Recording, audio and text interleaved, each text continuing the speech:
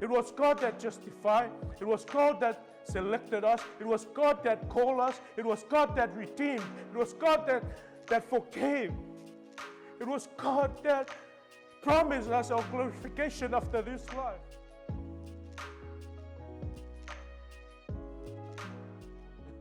Ia lama whamanuina le atua I lona alofa malona anga lelei ia vea fole nei ava noa pea whapeo leo live tātou mea singima mawaa ia whawhelo ai atua ile ainga o le atua so stasi o le amwhai o na maua maile nei au onanga maisela vea ila atua lo wha awau le lafo mai send mai o messages ma wha amalosi mai ia o lau wha amalosi whai so o a ia sto nai masa ia o la fionga ana nai ia maltufine ia ao ia ngai ia maua pele malosi o a omi mai ia ele wha malo ia male wha amalosi tu sai male whianga iai male ngaluenga a le tua. God's been so faithful and so loving to us. If you have your Bible there, then turn with me to the book of Joshua chapter 4. Joshua chapter 4.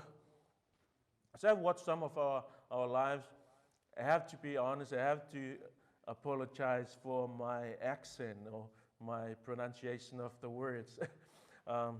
Hopefully that you get what I say. That's my main purpose. I used to teach the grammar, but I know I'm a number one grammar breaker. So even my pronunciation, so may God help me to pass on the message. Joshua chapter 4, Joshua chapter 3 and chapter 4. That's where we're going to look. We're not going to read the whole thing, but there are some selective verses that I want us to look at this morning. These are the words of our God. Chapter 3, I'm going to read from 2, 3, and 4.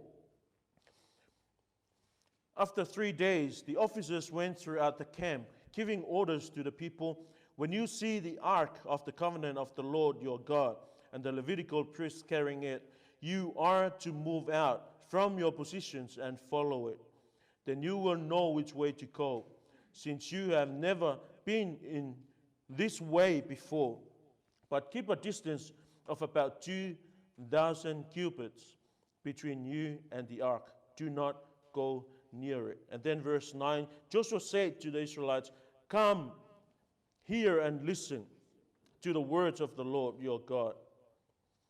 And then in chapter 4, going to look at verse 1, 2, and 3. When the whole nation had finished crossing the Jordan, the Lord said to Joshua, choose 12 men from among the people, one from each tribe, and tell them to take up 12 stones from the middle of the Jordan, from right where the priests are standing, and carry them over with you and put them down at the place where you stay tonight. And then in verse 23 and 24, he said to the Israelites, for the Lord your God dried up the Jordan before you until it had crossed over. The Lord your God did to the Jordan, and he had done to the Red Sea. When he dried it up before us until we had crossed over, he did this so that all the peoples of the earth might know that the hand of the Lord is powerful, and so that you might always fear the Lord your God. I want to read chapter 5, verse 1 as well. Now when all the Amorites kings west of the Jordan and all the Canaanites kings along the coast heard how the Lord had dried up the Jordan before the Israelites until they had crossed over, their hearts melted in fear, and they no longer had the courage to face the Israelites. Let's pray. Gracious God, our Father, we thank you for this moment. We thank you for all your people who are here. We thank you for your Holy Spirit, our comforter, for we know that you're going to speak to us this morning, O Lord. We thank you for your word that we're going to receive, and we do pray and ask that you'll lead us and guide us and strengthen us. Give us the power, the grace that we need to receive your word, O Lord. We pray that may you, Jesus Christ, be heard May you be seen in your word. May you alone be glorified as we hear your word. We pray this in Jesus' name. Amen. The moment you try to do things of God in your own strength, with your own wisdom, by your own power, and in your own ways, failure is inevitable. When you think that you are sufficient, when you believe that you can be independent, when you think that you can go solo, that you can be autonomous, defeat is inescapable. What I'm trying to say is, we are nothing, and there is nothing we can do without God. If we stop right now, and look back in our journey, this would be our conclusion. It's all God's. And that is the title of what I want to talk about this morning. It's all God's. It's God's, G-O-D'-S. It's all God's work. It's all God's purpose. Tato va'aio mea lava, a tato tūma toi te paitua, leai mas tato sao, was just being passive in everything that God was doing. That's why I'm so thankful for what I've heard this morning, and I'm so humble for some of the testimonies that we heard. Why? Because my name was mentioned, but let me tell you this much, it was all God's. We just have to do our part. What is our part? We are responsible for what has been given to us, the Word of God and His ministry. All I need to do is to do what I was supposed to do. What? Read and pray and study and pray, and then come tell you exactly what God told me in His Word. That's all we need. And all of our part is to know and study and receive the truth and live according to the truth. That's when we can finally, comfortably say, it's all God's. We have no contribution to where we are now. And this is probably one of the most mentioned words from this pulpit, the sovereignty of God, the sovereignty of God, the sovereignty of God. And let me tell you the truth, that we are here as the result of the sovereignty of God. Good and bad together, whether you like it or you didn't like it, it was all under God's control. And here we are today. What else we can do than just come and give glory to God? We praise God. And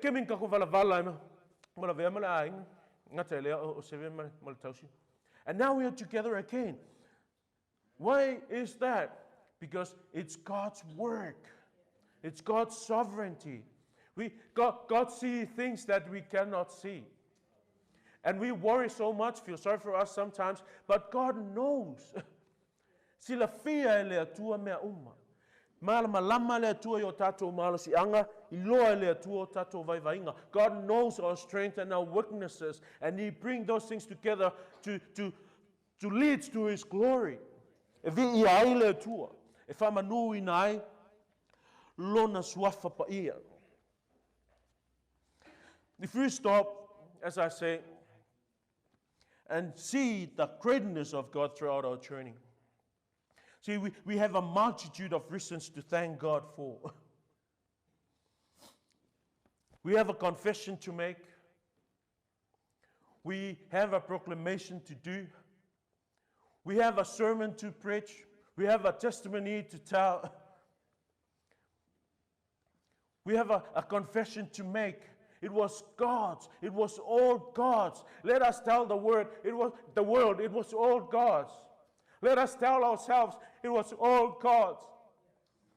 It was God that justified. It was God that selected us. It was God that called us. It was God that redeemed. It was God that forgave. It was God that promised us our glorification after this life. It was God that made the church. It's God's church. It's God's people. It's God's word, His Bible. It's God's Spirit that empowers us. So it's all God's. It's God's, and all God's. We're now leatua. We're so humble in realization that God is being mindful of us. We're so humble and thankful that God chose us. God there with us. God's still there with us. He's been there all the way. He was with you all the way through. He was so patient with our shortcoming. He was so forbearing with our disobedience. He was so tolerative of our humanness. He was right there all throughout. He knew everything that we've done. He was with you when you were on the mountain. He was with you when you were in the valley. He was with you when you were lost. He even was with you when you found your way.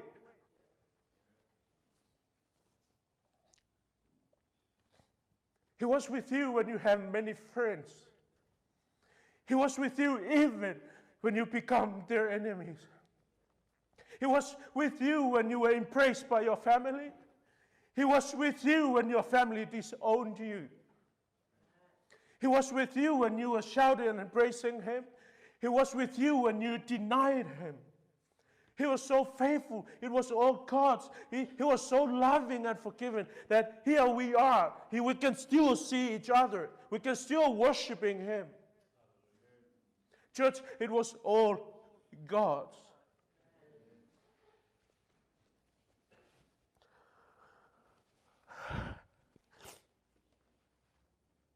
And if you are honest enough with yourself,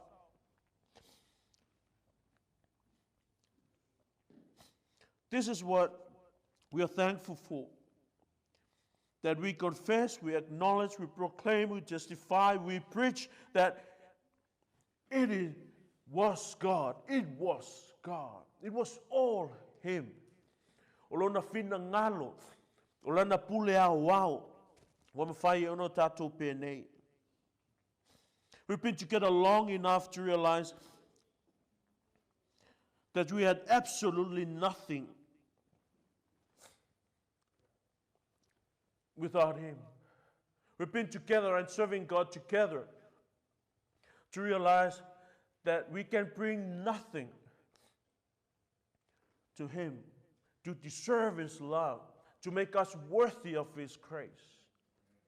And when you understand that, when you understand how much we are so unworthy, it's elevate our praise. The lower you go, the higher he is exalted. The more you know, the lower you go. And that's why there's no true glory of God outside a proper knowledge of God. And if you don't know God, you do not fear God. And when you do not fear God, you will never serve and glorify God.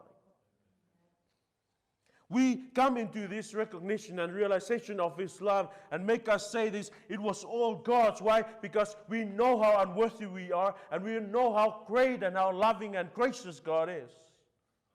And then we have this confession, when we have this acknowledgement, when we have this proclamation, what is it? It was all God's. O lea tua, ma lea tua to tasi o tatou pene. Having said that, first of the three things I want you to know is this: God required his people's attention. While I'm saying that, I want you also to be reminded of this truth. This God is a jealous God. He's a loving God, he's a caring God, he's a forgiving God, but he also a jealous God. What that means? He wants us to focus unto him. He wants us to worship him and him alone. He wants this church to worship him. He requires his people's attention. No need to go through the story that I've read because it's a normal story to us. We know that story. But I want you to look at verse 9 of chapter 3. It says, Joshua said to the Israelites, "Come here and listen to the words of the Lord." He didn't give an option. He didn't just invite. He commanded them. He ordered them. Why? Because Joshua now have the word of God. And when you have the word of God, you have to order the people of God. Like I always told you, the word of God is for the people of God. So now, Joshua being an agent of the word of God, now he gave these orders. Come and listen. Don't come and do whatever you want. Don't come and sleep. Don't come just have the good time. Come and listen. Listen to what? The word of the Lord. That's what my Bible says. He says, come here and listen to the words of the Lord, your God. You can only listen to the word of God when that God is your God. I will say and say it again, the world don't listen to the word of God because this God, our God, is not their God. Their God is their self. Their God is their treasure. Their God is their pleasure. But this is the God that we are called unto to listen to because he is our God. Thank God he's still calling us. And as long as you hear God's voice, let me tell you, let me assure you, as long as you hear his voice, that's a good confirmation he is your God. And every time that word comes out of our mouth, that word God, we acknowledge that we are his worshipers because no one can call God and cannot worship God. The reason why we regard this God, because we are worshiping him. We are honoring him. We are loving him. We are celebrating him. God required his people's attention. And how he do that? He used leaders. He used people like Joshua. He used people, e whaongai le tua tangata, pe o la uli ia. E le whaongai le tua sesia tua. E le whaongai le tua ni a ngelu. E whaongai le tua tangata. Imperfect people just like you and me. Imperfect people just like Joshua and those leaders. So when God wants to operate, when God wants to work through his people, he appointed certain people. Having said that, I want you to look at chapter 3, verse 2 and 4. The Bible says, after 3 days, the officers went throughout the camp. The officers, the leaders of the people of God, giving orders to the people. When you see the ark of the covenant of the Lord your God and the Levitical priests carrying it, you are to move out from your positions and follow it. Notice this. They say they gave orders. They gave orders. Ngā vakule le whātonunga. Kere lo praisi upu maanga ia sa moe maa losi malmera order. You know, Joshua was a military guy. And this is a military order. Ele ise, uske mi ele au ngāle wha pepepepe, ele au ngāle wha fefefe, ele au ngāle wha pelepele. And at this moment we're in, we need that military kind of side of telling the word of God. We don't need soft preachers. You probably see, I want you to cry all the time. My tears is not a sign of weakness. If it's a sign that I'm so overwhelmed and, stop talking about myself.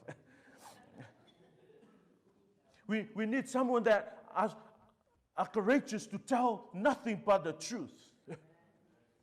That's what these guys did. They gave an order. Imagine what it was in their mind. Joshua, people can only listen to Joshua. Why can't we give orders? But they didn't do that. Their obedience was greater than their fear of their offense.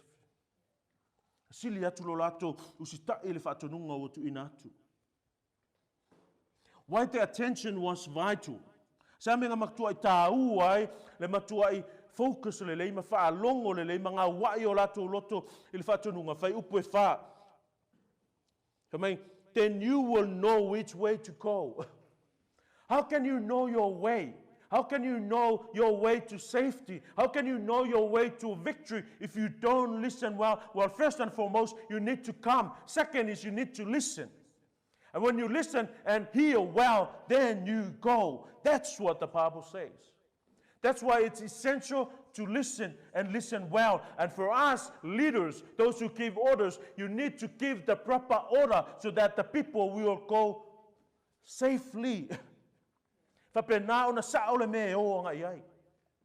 Ta ua lele leio le tātou whaalongo i le siu whafonga o le atua. Ta ua lele leio le tātou tautala ina ia maua tangata le whi auman whatonunga o lai whina ngā loai lo latou atua. Wangalonga lua, it's vital because they have never been on this way before. Whoa, are those words sounds relative to you? No, throughout this year, We never been on that route before. We never experienced any lockdown like this. We never experienced any church life like this. What I mean is, us as a church, that transition we have from the other name to another name, to another management to another management, if I can use those words. We never been through that before. We never experienced those things before. And that's why it's vital to give our full attention to God. E mo mi ai lo matu le matua I tau lai o le tatou va ai I le tua. Ai sea, lango mea o ave tatou le tua, lenga mai e tatou le tua, ka kele yoso mua ia. We never experienced it. We never been through that road before. And that's why having God as our general, le whai o le tua mo tatou tai au, is so great, so blessed, so assured. Why? Because He sees things that we cannot see. Imagine if God wasn't there with these guys. They now enter the promised land.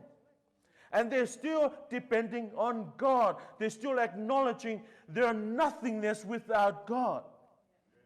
And God knew and understand that. Thank God that He knows our shortcomings. Thank God that there's nothing we can do. Thank God that He cares and come around and help us. Why? Because He knew that we never experienced this before. Al natura lau tatou a feko ai ma me masani ai. Ilea sisi mea.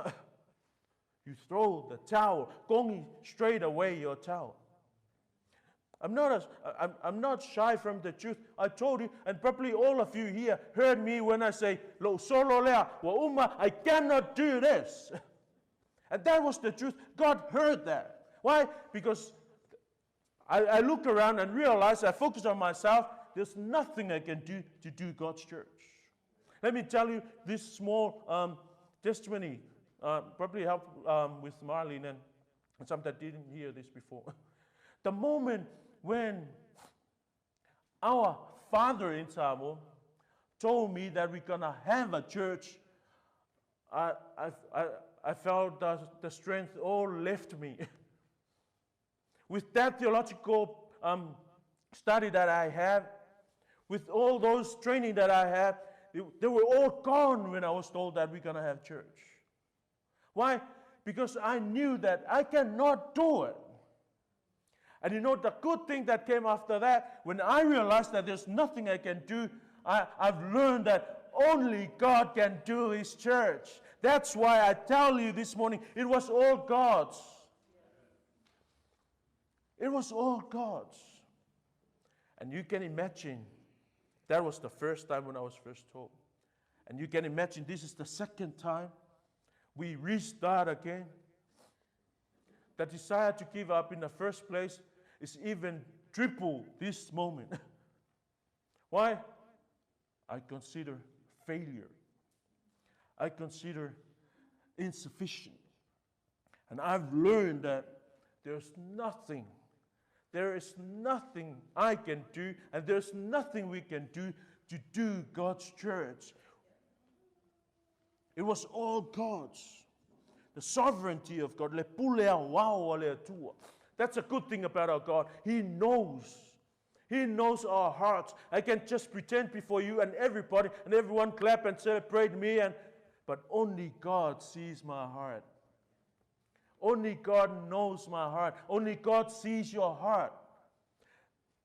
With the sovereignty of God, let me tell you one result of the sovereignty of God that still makes me want to do a clap dance. You know the result that makes me still want to do a clap dance? That you are still here. I can see you, you can hear me, and I can talk to you. We're still here. Le pulea wao ale tua. Tato iai I le maunga na iai le tua na tato iai le vanu le mauti noa mal tu fesili mal popole vale fefe vale na iai la vale atua me lang fa ko o le mele leilo tato tua na te si la fia mea uma. Ele isa tato fa folinga I le atua. We cannot pretend that we can do it in front of God, in the sight of God. Why? Because He knows everything. Isn't that truth comforting? E leo se mea moni whaama whanawhana, whaama lo si tangata anga, olea, o le tātou iloa, tau te le mawhai se mea, e kau ke iloa, e sila fia le atua, lo tātou le mawhai se mea. Because he could see the future, therefore it is deadly. It is suicidal not to listen to him. Coming is one thing, listening to him is another thing. But notice something in verse 4 of chapter 3 still. He says, then you will know which way to go, since you have never been this way before. Notice these words, but keep a distance. Keep a distance from what? From the Ark of the Covenant. Ark of the Covenant represents the presence of God, the holiness of God, the power of God. In the New Testament, we don't need that. Why? We have this mighty, powerful, loving, everlasting God dwell in us in the form of His Holy Spirit. The Bible also tells us in the theology of God that God present everywhere. He lives in you and me. He lives everywhere in the world. And guess what? He dwells in us forever. That's what the Bible says. Jesus says, I will go and I will send another comforter, and he will dwell in you for how long? When you're good, and when you're bad, he leave? No, he will dwell in you forever. What I'm trying to say is, this guy says, but keep a distance of about 2,000 cubits from the Ark of the Covenant. What that tells us, you need to honor, you need to respect, you still need to fear God. With all these God's good doings in our lives, we still need to realize how holy God is, how fearful, how mighty God is, how perfect God is. Ola ile manga whangafa male ana o le paia male matautia o le atua. Le winga ngalkala, keep a distance. Ia e loa ava, ia e loa mi ngao, ia e loa whaalo alo ile mamalu o le atua. That's why I consider it idolatry to have some image of the Ark of the Covenant in a church today. Why? That's canceling what God did. What? That canceling the word of Christ, that canceling the ministry of the Holy Spirit. Because the Ark of the Covenant, it's all about the presence of God. Because God's people, Israelites I'm talking about, they can only believe what they can see. So in order to believe that the presence of God is there, God ordered Moses to make this Ark of the Covenant. So when they see them, when they see the Ark, they know, okay, God is here with us. We're in the New Testament, God is here with us. And He will continue to be with us. There will be a challenging time in our journey. E ke me ke whaavai e te me te whaale tonu wai. E ke me ke pa u wai. But let me tell you this much, God is still with you. Why? Otherwise he will be a liar. Mega akuspa ia tuse Ioane, mai ele te tau I se tasi ona toi ang sala. Ang whapela ngaka inga se mangu, we don't have an excuse. And then John continues and says, but if anyone sin, a Christian sin, but do not live in sin. When we sin, we confess and ask God for forgiveness. How's that? And that's put together, make us realize how much loving, how much caring, how much powerful this God is. Another truth I've learned there, he says, there was no records of anyone that was rebellious or any division. They listened to their leaders. This is uncomfortable to talk about, because this is talking about leaders. These people listen to their leaders. That's why a leader needs to listen to God. Why? Because God's people will listen to them. If you realize your leaders are not listening to God, let me tell you, the best for you is this. Do not waste your time to listen to them, myself included. That's why you need to read your Bible, like I say, so it will not come and bluff you. Kei lolo wa lakungi mea lengi mea mai le atua. Same thing. Run as fast as you can and never come back. You need to read your Bible. And your leaders, us leaders, we need to hear God's voice. Familiarize ourselves with God's voice. So when we hear His voice, we know that is God's voice. And when we get His voice, make sure we have the courage to pass on, to tell that message to God's people. The results, no division. The results, everyone worked together. The results, they got to the destination. And the glory goes to God when they realized there was nothing there. It was all God's. Look at this. All His people need to do is obey the order, and He will do the rest.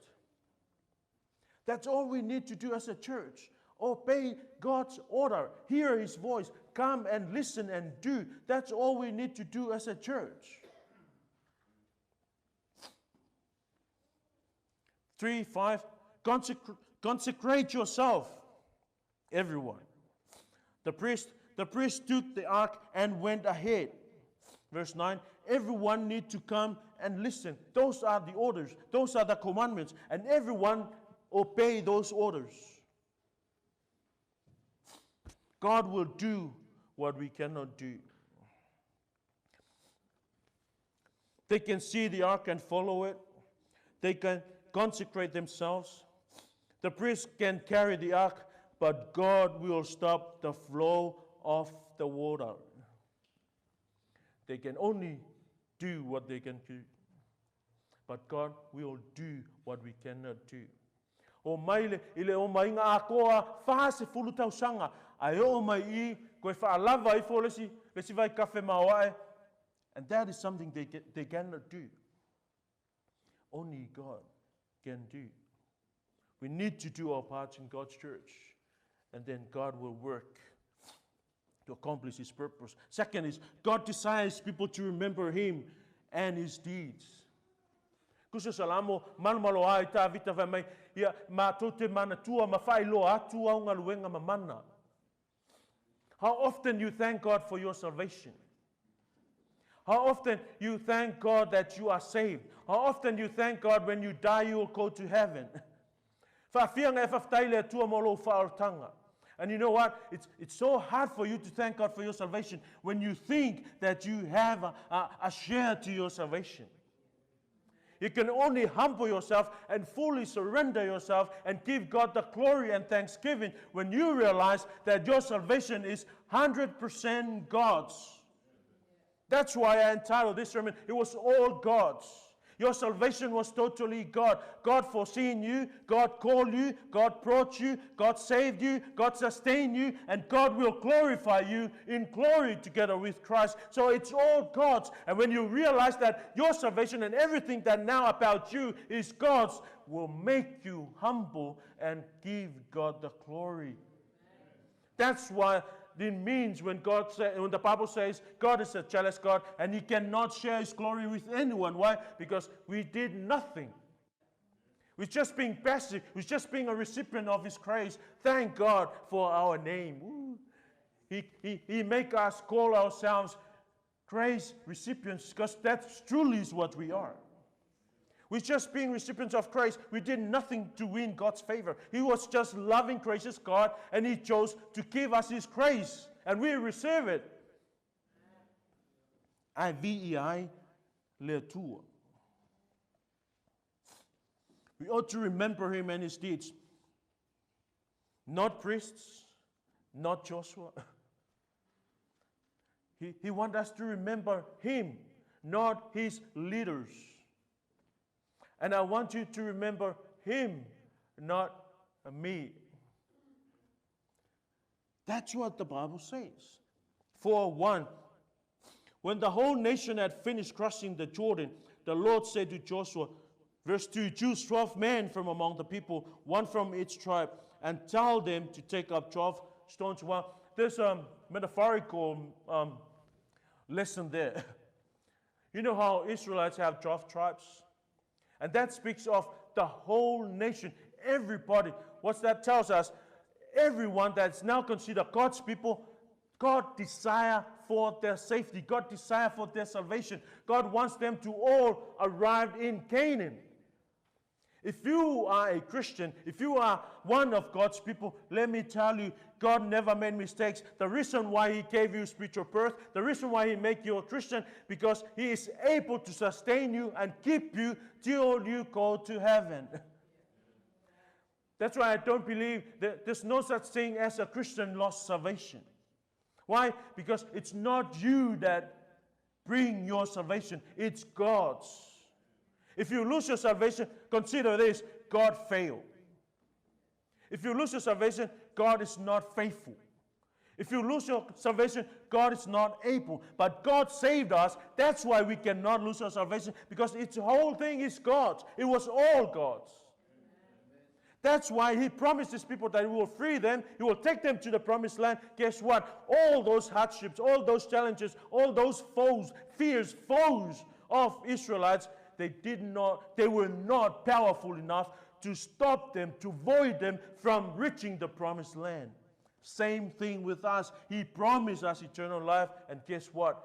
He will keep us till we end up in eternal life. And when we consider that our salvation is totally God, the pure glory goes to God. That's the worship God wants us to have. That's why I say God desires His people to remember His deeds. Finangalo le tua ina o tatou mana tua ana ngā luenga, o ngā luenga piko sili o kakaong kakawhaftai so ai, ma vi ia so ai le tua, wa whaola ina o tatou nganga. I don't need any more miracles. The greatest miracle of all, I am saved. How can God be mindful? How can God caring? How can God forgive someone like you and me? That's why our lives should be a life of remembering and acknowledging God's deeds in our lives. How can I know that's what God wants? Look at verse 6. Verse 6 of chapter 4. The Bible says, to serve as a sign among you. Well, in the verse before that, it tells us God wants these people to make a monument, to bring those 12 stones so it can be a sign among you. So when they look at that sign, they remember what God did. Continue on verse 6, it says, in the future, when your children ask you, what do these stones mean? Tell them that the flow of the Jordan was cut off before the ark of the covenant of the Lord. When it crossed the Jordan, the waters of the Jordan were cut off. These stones are to be memorial to the people of Israel forever. See, God wants us to remember His deeds. God wants us to remember what He did to His people, what He did to us. But there's something funny there. God wants the knowledge of Him, the recognition of His deeds to be known, not just the current generation, but the next generation. And guess who's responsible for that? It's us.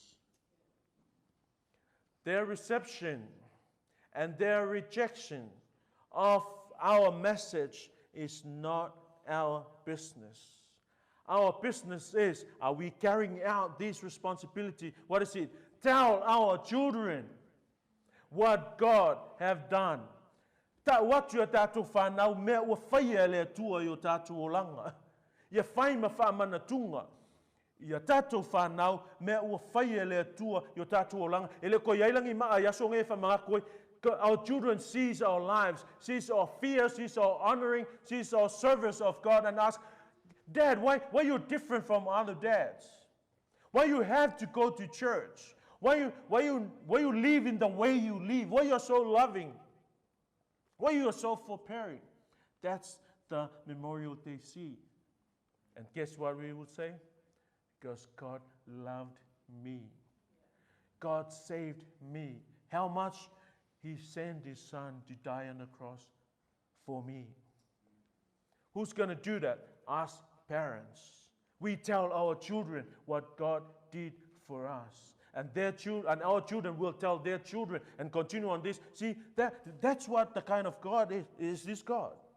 He wants us to tell the next generation about Him and what He did in our lives. And GRCC, we're going to do exactly that. With God's empowering us, God's giving us guidance, we're going to teach our children the Word of God. We're going to tell them how great this God is and what He did to us. Let me skip. Third and the last is this. God wants the world to know He is powerful. Like I say, the world don't know this God. They can only know this God through us. We are God's revelation to the world. How we live our lives. They will ask questions. These people are different people. These people, they don't have much money, but they always have a smile on their face.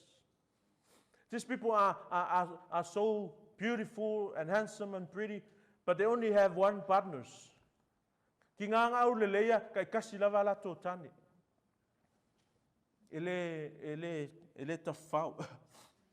Verse 22.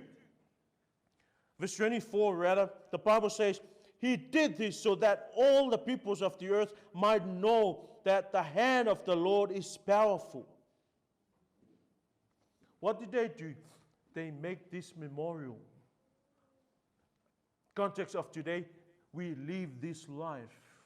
And the world will say, this God, these people worshiping, is a powerful God. That's what God wants us to do. Live in a life that will make the world wonder what is going on with our lives. And they will ask questions and find out it is because of God. Church, it was all God's. And it is all God's. And it will be all God's. O le atua le makanga, le atua whauau, o le atua na te whauma. You know, knowing God and His mighty works, verse 24, the last part of verse 24, will make us lovingly fear Him. It says, and so that you, the people of God, might always fear the Lord your God. Christian, fear God. We do wrong, we tremble before God and cry for His forgiveness. Why? Because we fear Him. A Christian fear God, and because they fear God, that's why they try their best with the help of the Holy Spirit to live an obedient, holy life before God, because we know Him. When God works miraculously in our lives, it trembles our enemies. That's when the chapter 5, verse 1 comes in. The Bible says, the Canaanite kings and all those kings along the coast heard how the Lord had dried up the Jordan before the Israelites until they had crossed over. This is what happened. Their hearts melted in fear, and they no longer had the courage to face the Israelites. What that tells us, nothing and no one can confront us, can against us, can face us. We don't have a match in this spiritual warfare we're in. Why? Because God is with us. It trembles our enemies.